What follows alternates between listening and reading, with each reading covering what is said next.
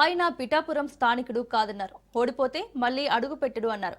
ఒకవేళ గెలిచినా ఇక్కడికి రాడు అని మాటలు మాట్లాడారు. స్థానికేతర్ని గెలిపిస్తే అతను కనపడని విమర్శలు చేశారు. కానీ ఆ మాటలన్నింటికీ బ్రేకులు వేశాడు డిప్యూటీ సీఎం పవన్ కళ్యాణ్. 2024లో పిఠాపురం నుంచి తాను పోటీ చేసే క్రమంలో ఈ నియోజకవర్గాన్ని ఒక మోడల్ నియోజకవర్గంగా దేశానికి ఆదర్శంగా తీర్చిదిద్దుతానని హామీ ఇచ్చారు. ఇచ్చిన మాటను తూచా తప్పకుండా పాటిస్తున్నారు పవన్ కళ్యాణ్. తాజాగా గొల్లప్రోలు వెళ్లిన Pawan Kalyan Pithapuram area urban development authority పాడాను ఏర్పాటు చేస్తున్నట్లు ప్రకటించారు.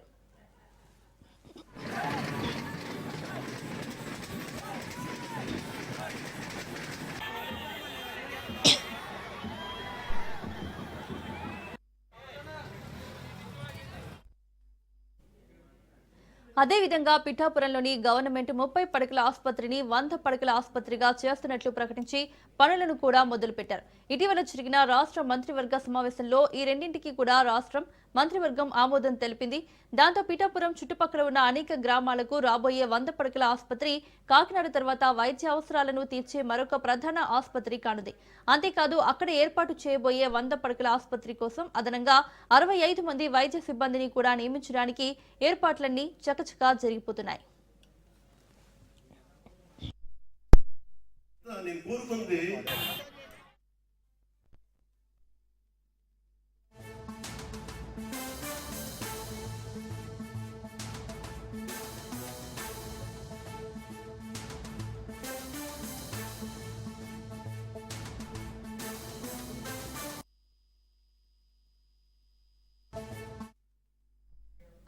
ఇక ఉప్పాడ కొత్తపల్లిలో టీటీడీ కళ్యాణ మండపం నిర్మాణంతో పాటు చేబ్రోలు పట్టు పురుగుల పెంపకందారుల సమస్యలను పరిష్కరించేందుకు ఓ శాస్త్రవేత్తల బృందాన్ని కూడా రప్పించి పట్టు పురుగుల పెంపకందారుల సమస్యలను పరిష్కరించాలని కోరారు.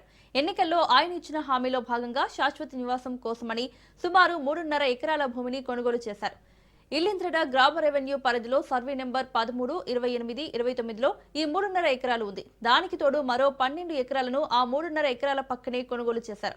దీంతో కలిపి ఇప్పటి వరకు పవన్ కళ్యాణ్ 15 ఎకరాల భూమిని కొనుగోలు చేశారు. తన నివాసం కోసం, పార్టీ కార్యక్రమాలు, పార్టీ సమావేశాల కోసం ఒక విశాలమైన భవంతిని అత్యంత ఆధునిక సౌకర్యాలతోనూ పార్కింగ్ తోనూ ఉండేటట్టు నిర్మించాలని ప్రణాళిక సిద్ధం చేసుకున్నట్టు సమాచారం.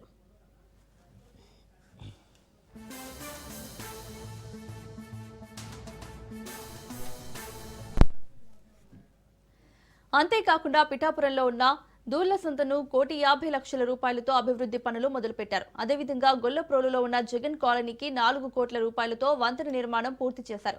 ఇక పిఠాపురం సామర్లకోట రోడ్డును అత్యంత ఆధునీకరణతో నిర్మాణం చేశారు. తమ నాయకుడు పవన్ కళ్యాణ్ ఏదైతే చెబుతారో అది చేసి చూపిస్తారని, ఈ 5 ఏళ్లలో పిఠాపురం నియోజకవర్గాన్ని దేశంలోనే నెంబర్ 1 నియోజకవర్గంగా తీర్చిదిద్దడం ఖాయమని స్థానికులు ఘంటాపథంగా చెబుతున్నారు.